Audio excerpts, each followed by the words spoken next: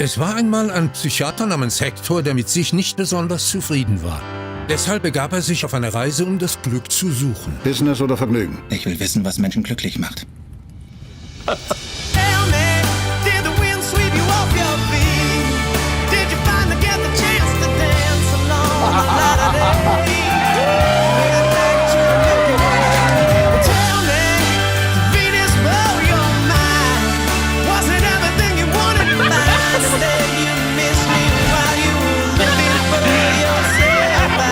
Wir sollten uns nicht so sehr mit der vielbeschworenen Suche nach dem Glück beschäftigen, sondern eher mit dem Glück, das wir beim Suchen erleben. At first I want to say thank you. This film was very amazing. Thank you. And what does mean happiness to you? To me? Yes. In a word, kindness. It's the best way I can think of it in a useful way. Mm-hmm.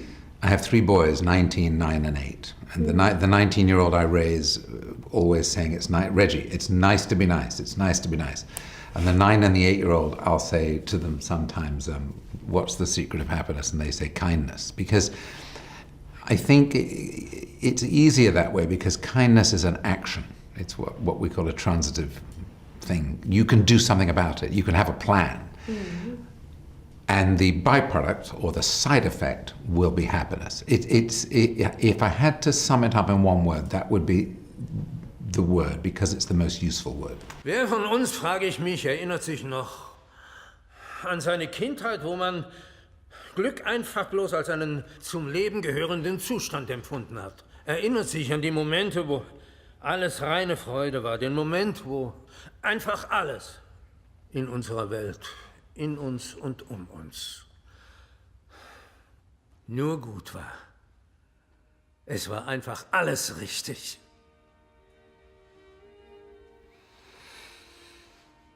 Und jetzt haben wir den Salat. Wir sind erwachsen und alles ist nur noch falsch. Alles und das immer. Es ist fast, als wären wir auf Schatzsuche nach diesem Verlorenen. Doch je mehr wir uns darauf konzentrieren, das Glück wieder zu finden, desto mehr zieht es sich zurück. Mir scheint, nur in den Momenten, in denen wir gerade ganz anderes tun. Wenn wir uns Mühe geben, uns mit etwas beschäftigen, mit anderen reden, Dinge verstehen, lernen, tanzen, wenn sie wollen, auch das. Dass wir dann sowas wie Glück erleben als ein Nebenprodukt, als Geschenk am Rande. Und das heißt, wir sollten uns nicht so sehr mit der vielbeschworenen Suche nach dem Glück beschäftigen, sondern eher mit dem Glück beim Suchen. What or who inspired you to make the movie? Judy Tossell, the producer, brought it to me, so it's all her fault. If we're going to shoot anyone, we should shoot Judy Tossell. I think what inspired me was a film with which I could return to my roots. It feels like I missed European filmmaking. I've been in Hollywood a long time. And I felt I'd lost my way a little bit. And I wasn't doing what I do best, I would like to think. Also, when I write or co-write, it's like a different job. I can make it very, very personal. Hector I made it a very, very personal film. I just decided to. It's a subject that it inspired me, and I think I think the world needs a film about happiness right now, because I think we've lost sight.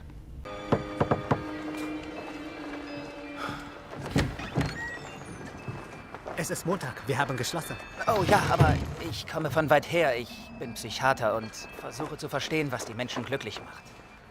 Es ist Montag, wir haben geschlossen. Okay, klar. Also, ohne Sie nerven zu wollen, und verzeihen Sie die Frage, ich will mich auch nicht aufdrängen, aber würden Sie sich als einen glücklichen Menschen betrachten? Was haben Sie an montags geschlossen nicht verstanden? Was ist da los? Ein Novize. Er hat noch viel zu lernen. Wenn Sie wollen, kommen Sie rein. Sehr gerne, denn nächste Woche bin ich vielleicht nicht mehr da. Den Augenblick des Todes kann keiner vorhersehen. Kommen Sie.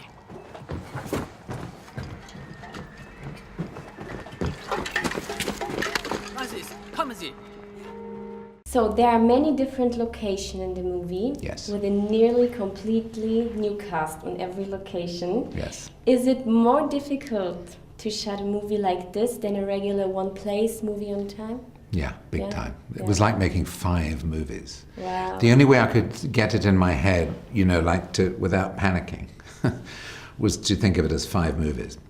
So when we were in Vancouver, and then we went to London, we do a little week's prep, then we go to Africa, we do another month pre-production before shooting. China, another month pre-production. So, and then more, we did then in the mountains of Tibet, and then Bavaria and Nepal and whatever.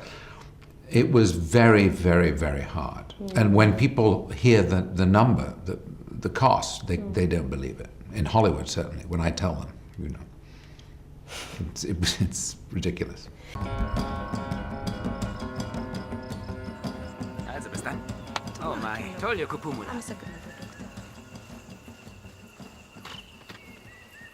Bleib ruhig noch eine Weile. Einen weiteren Arzt können wir gut gebrauchen. Es ist verlockend. Nach der Woche weiß ich, dich brauchen die Leute tatsächlich. Ich bin für die Menschen nur ein Luxus. Ich habe das Gefühl, Psychiatrie lebt vom Überfluss. Also je wohlhabender das Land, desto mehr Psychiater triffst du pro Quadratkilometer an. Und was sagt uns das? Dass du zu streng mit dir bist, sagt uns das. How much Hector is in every one of us? That's a really good question. That's a really good question.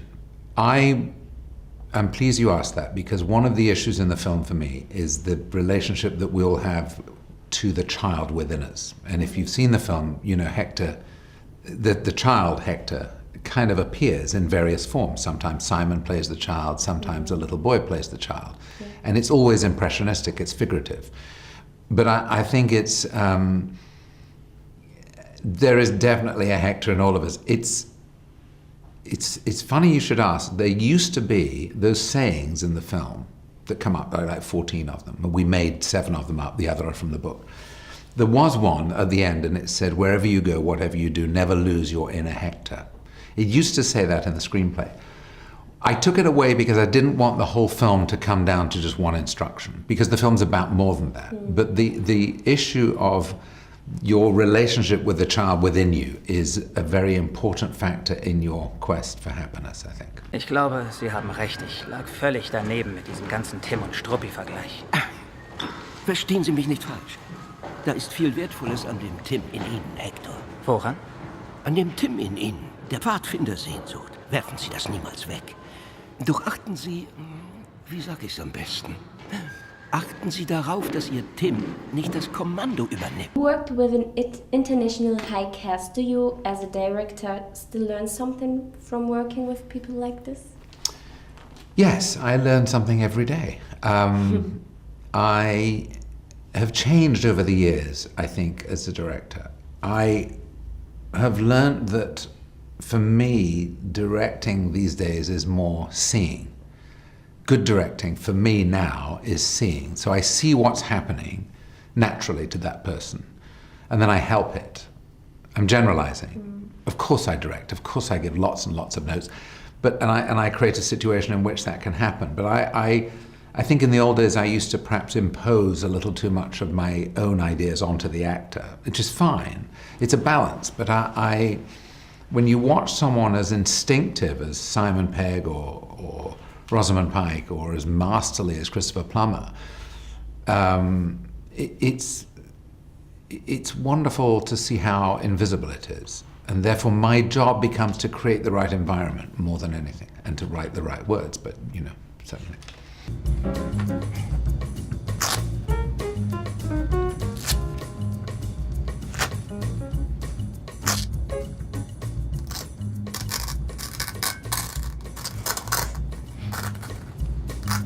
Ich will ihn wieder. Der kostet mehr als Ihr Auto. Danke. Entschuldigung. Keine Sorge, Sir. Das Glas ist unzerbrechlich.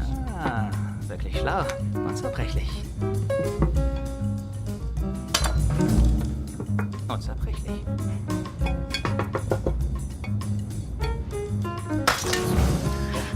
Entschuldigung, What were the biggest challenges for you? Going around the world. Yeah? Yeah, it was really tough. It was really, really tough. I mean, it's a nightmare. There were so many problems. But here's the interesting thing.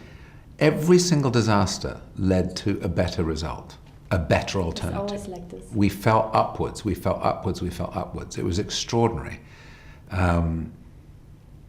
You know, we had to leave China because of permits, so we never got the mountains of China, not as much. We got a bit, but not enough. So I'm in Bavaria, and we get a record snowfall on October the 17th or something, so we got snow up to here. And at first you think we can't get up the mountain, but then you look at the film and we have another extreme, the extreme of snow as well as Africa. Do you know what I mean? So it was like with every accident, something better happened. And I think that when I have challenges and when people throw problems in my path, I become more and more creative and more inventive because I am such a positive person. I can't bear negativity while making a film that I have to think of something very, very quickly. And it's usually better than it was, you know. But Du hast da was. Lilly! Komm, Schatz. Jack? Oh Mann. Du hast da gewaltig was. Kinder? Das ist Mamis Hector.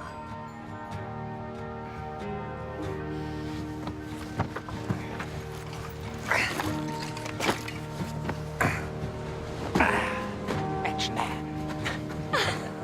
Hallo. Hallo. Why should I buy a ticket for Hector and the Search for Happiness? I think it will really make you think about your life in terms of and happiness. And I think on the whole, it will make you feel very grateful for being who you are. You know, I think there's a character, Roger, who's manic depressive in the film, and I kept him in the story. I wanted him. The psychiatrist says, my patients are hopeless, and he says, that's hopeless. Because, you know, I didn't want to say that people like Roger need, you know, it's a whole different thing. They need the medication, they need that care. But really, if you can afford the price of a cinema ticket, you're already in such a small percentage of the whole of the world that you should really express some form of gratitude for that. The film also, honestly, in a very simple answer, is very uplifting.